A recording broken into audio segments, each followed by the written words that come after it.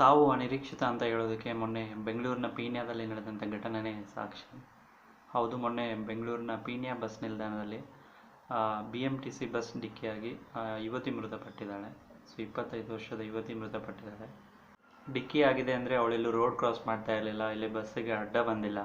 ಅವಳ ಪಾಡಿಗೆ ಅವಳು ಬಸ್ ಸ್ಟ್ಯಾಂಡಲ್ಲಿ ಒಂದು ಅಂಗಡಿಲಿ ತಿಂಡಿ ಪಾರ್ಸಲ್ ತಗೊಳ್ತಾ ಇದ್ಲು. ಸೊ ಆವಾಗ ಹಿಂದೆಯಿಂದ ಬಂದ BMTC ಬಸ್ ಡಿಕ್ಕಿಯಾಗಿ ಮೃತಪಟ್ಟಿದ್ದಾಳೆ. ಹೇಗಾಯಿತು, ಬಸ್ ಹೇಗೆ ಬಂತು, ಡಿಕ್ಕಿ ಹೇಗಾಯಿತು ಅದೆಲ್ಲ ಮಾತಾಡೋಣ. ಬಟ್ ಅದಕ್ಕೂ ಮುಂಚೆ ಈ ಸಾವು ಅನ್ನೋದು ಎಷ್ಟು ಅನಿರೀಕ್ಷಿತ ಅಲ್ವಾ.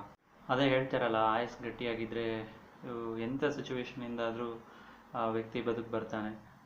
ಬಟ್ ಅದೇ ಟೈಮ್ ಆಗೋಗಿದ್ರೆ, ಅವನ ಸಮಯ ಮುಗ್ದೋಗಿದ್ರೆ, ಸುಮ್ಮನೆ ಅವನ ಪಾಡಿಗೆ ಅವ್ನು ನಿಂತಿದ್ರೆ ಕೂತಿದ್ರೆ ಕೂಡ ಸಾವು ಬರುತ್ತೆ ಅಂತ ಹೇಳ್ತಾರೆ. ಸೊ ಈ ಕೇಸಲ್ಲಾಗಿದ್ದು ಅದೇ. ಆ ಹುಡುಗಿ ಅವಳ ಪಾಡಿಗೆ ಅವಳು ನಿಂತ್ಕೊಂಡಿದ್ಲು, ಹಿಂದೆಯಿಂದ ಬಸ್ ಬಂದು ಈ ಥರ ಆಯಿತು.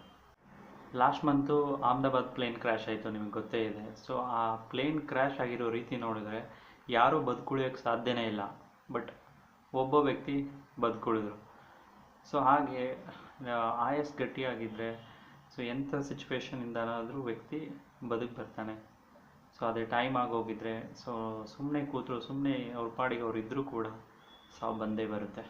ಇನ್ನು ಈ ಇನ್ಸಿಡೆಂಟ್ ಆಗಿರೋದು ಡ್ರೈವರ್ ಬದಲಾಗಿ ಕಂಡಕ್ಟರ್ ಬಸ್ನ ಮೂವ್ ಮಾಡಿರೋದಕ್ಕೆ ಆಗಿರೋಂಥ ಎಡವಟ್ಟು.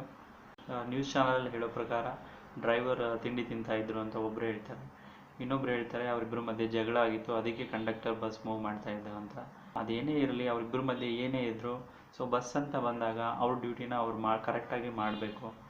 ಸೊ ಡ್ರೈವರ್ ತಿಂಡಿ ತಿಂತಾಯಿದ್ರೆ ಏನಾಯಿತು, ಇನ್ನೂ 5-10 ನಿಮಿಷ ಲೇಟ್ ಆದರೂ ಪರವಾಗಿಲ್ಲ, ಅವರೇ ಬಂದು ಮೂವ್ ಮಾಡಬೇಕಿತ್ತು. ಇಲ್ಲ, ಇವ್ರಿಗೆ ಗೊತ್ತಿದ್ದರೆ ಸರಿ. When is not sure 100%, conductor 100% sure ಇದ್ದರೆ ಮಾತ್ರ ಬಸ್ನ ಹತ್ತಬೇಕು. 1% ಡೌಟ್ ಇದ್ದರೂ ಕೂಡ ಅವರು ಬಸ್ನ ಹತ್ತಬಾರ್ದು.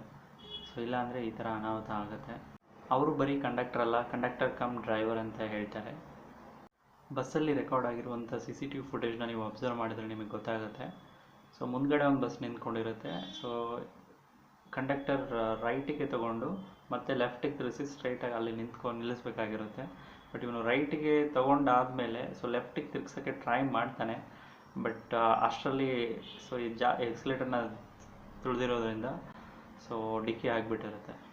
ಬ್ರೇಕ್ ಬದಲಾಗಿ ಎಕ್ಸಿಲೇಟರ್ ತುಳಿದ ಅಂತ ಹೇಳ್ತಾರೆ. ನನ್ನ ಪ್ರಕಾರ ಯಾವೊಬ್ಬ ಪರ್ಫೆಕ್ಟ್ ಡ್ರೈವರ್ ಕೂಡ ಅವ್ರನ್ನ ನಿದ್ದೆಗಣ್ಣಲ್ಲಿ ಹೋಗಿ ಕೂಡಿಸಿದ್ರು ಕೂಡ ಅವ್ರಿಗೆ ಮಿಸ್ಟೇಕ್ ಮಾಡೋದಿಲ್ಲ. ಯಾರು ಪರ್ಫೆಕ್ಟ್ ಇರೋದಿಲ್ಲ ಅವ್ರು ಮಾತ್ರ ಈ ಮಿಸ್ಟೇಕ್ ಮಾಡೋಕ್ಕೆ ಸಾಧ್ಯ. ಇವ್ರ ಮಿಸ್ಟೇಕ್ ಏನೇ ಇರಲಿ, ಬಟ್ ಅನ್ಯಾಯವಾಗಿ ಒಂದು ಜೀವ ಬಲಿಯಾಯಿತು. ಇನ್ನೂ ಕೆಲವು ಜನರಿಗೆ ಗಾಯ ಆಗಿದೆ. ಅದರಲ್ಲೂ ಒಬ್ಬ ಹುಡುಗಿಗೆ ಕಂಪ್ಲೀಟ್ ಕಾಲು ಹೋಗಿದೆ.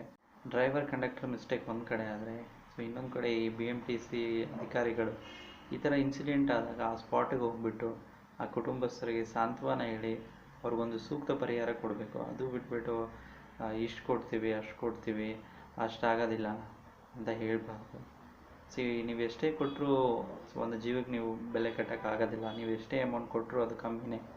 ಹಾಗಿದ್ದಾಗ ಅವರಿಗೆ ಒಂದು ಎಷ್ಟಾಗುತ್ತೆ ಅಷ್ಟು ಮ್ಯಾಕ್ಸಿಮಮ್ ಕೊಡೋ ಒಂದು ಪ್ರಯತ್ನ ನೀವು ಮಾಡಬೇಕು. ಇಲ್ಲ ಒಂದು ಕೆಲಸನೇನೋ ಕೊಡಬೇಕು. ಬಿಕಾಸ್ ಆ ಹುಡುಗಿ ಬ್ಯಾಂಕಲ್ಲಿ ಏನೋ ಕೆಲಸ ಮಾಡ್ತಾಯಿದ್ಲು, ಅವ್ರ ಫ್ಯಾಮಿಲಿನ ನೋಡ್ಕೋತಾ ಇದ್ಲು. ಈಗ ಅದೆಲ್ಲ ಯಾರು ಮಾಡಬೇಕು? ಹಾಗಿದ್ದಾಗ ನೀವು ಎಷ್ಟೇ ಕೊಟ್ಟರು ಅದು ಕಡಿಮೆನೇ, ಆ ಜೀವಕ್ಕೆ ಬೆಲೆ ಕಟ್ಟೋಕ್ಕಾಗೋದಿಲ್ಲ.